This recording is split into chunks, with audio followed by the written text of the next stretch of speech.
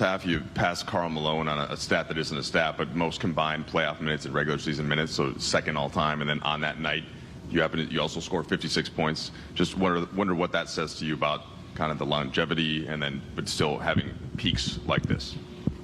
Well, it says I've played in a lot of games, and I've logged a lot of minutes in my 19-year career, and then on the contrary, I've been able to sustain my level of play. Continues to just try to break any narration of a guy at this age and this number of seasons on his productivity, and just try to go out there and just continue to make plays. Like I said after the last game, guys asked me if I could ever look at it, see if I can do more. I always try to put that pressure on me and see ways I can do more for this ball club, and try to figure out ways for us to get wins. So, LeBron, you had some pretty good timing with an episode of The Shop that came out yesterday. I'll read you a quote. You said, when they talk about the best scorers of all time, they never mention my name, and it ticks you off.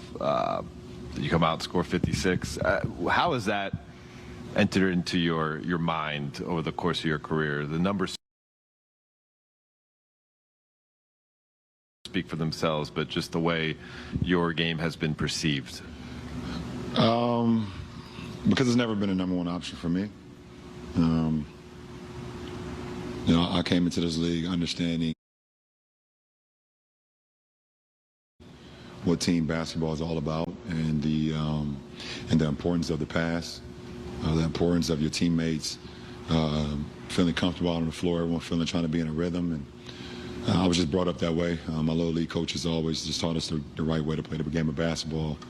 The word ball hog was something that we despised of, and we never let creep into none of our ball clubs. We was just something that we never wanted to do, and I guess it just stuck with me, man. I've always loved the success of my teammates, scoring off a pass of mine, or even a hockey assist where we can get the ball moving from side to side, and but also knew that I knew I wanted to be a triple threat as well, to be able to score. At all levels of the game, to keep defenses, at bay, so they can't just, expect for me to pass all the time. And if you can do both, it really keeps the defense, they don't quite know what to do at times. And tonight was one of those moments where I just had it going. LeBron, we've asked you about different milestones and stuff like that throughout the course of this year, and the answer's generally been the same, which is like, if it doesn't happen in a win, it just means a lot less. For this group, kind of knowing how badly it needed a win, too, how special was it for you to help provide that? What do you think it can do for this group? It's funny. Sorry to cut you off, but it's funny. There was our guys were following me off the floor tonight and going into the locker room. I asked me, how does it feel to score 56? I said, right now, I don't give a damn about the 56. I'm just happy we got a win. That's just literally the first thing that came to my mind. And we needed, pretty much all of them, going against a team that's just so explosive offensively.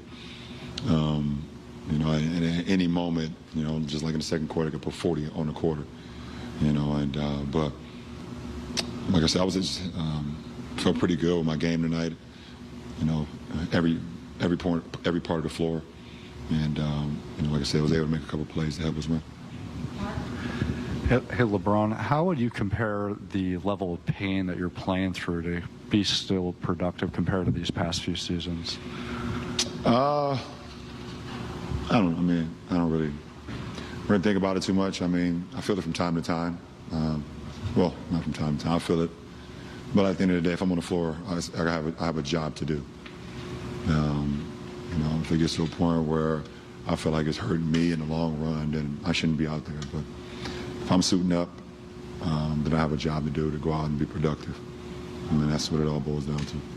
We'll do two more. We'll do one with Melissa and Jordan Richard. Hey, Bron.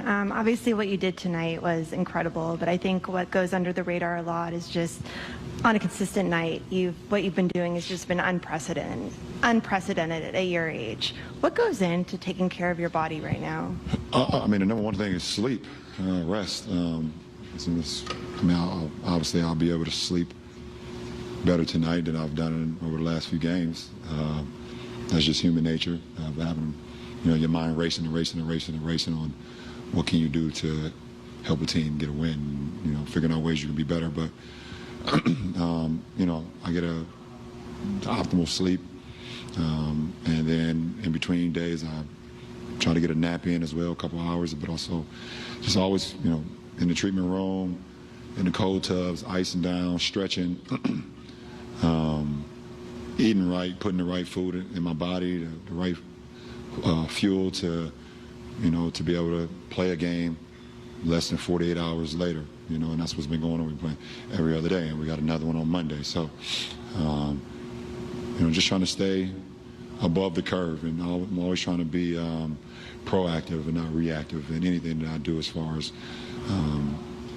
what I do before a game. I mean, a lot of people don't see what I do, but I get to the arena 5 hours before the game to start prepping, and both mentally, physically, spiritually, everything. So when I get on the floor, I just let it go. Last question, Jordan Richard. Hey, Ron, what you've been doing is truly remarkable. I just wanted to say that. But I wanted to talk to you about your skill set. It seems like every era that you play, you adapt. Whether that's side steps, let's see you add that to your game. Let's see you add the three ball to your game. It seems like you keep improving. Do you feel like your skill set is still getting better at this age? Well, you got to have growth mindset, and in this league, it's changed probably 3 or 4 different times on how teams play since I entered in 03. It's been paint dominant. When I first came in, there was a lot of big fellas, a lot of bigs that you just throw the ball in the post and watch them work.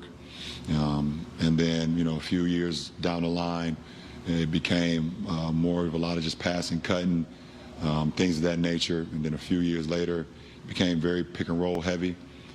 And then Steph entered the league, and it became 3-ball, 3-ball, 3-ball. And you got to be able to, you got to be able to adjust, man. And if you cannot have a growth mindset on how you can find ways to get better with the time, then you'll get left behind. And I'm one to, I'm not saying that I've changed my game in any way. I've always just wanted to be able to have a game that fits any style of play or any era. I feel like my game will fit any era in basketball history from the time the great James Naismith created it. So, as long as I'm in this league, if the game changes again and I'm still in it, hopefully, I'll be able to continue to have that growth mindset where I can continue to adapt.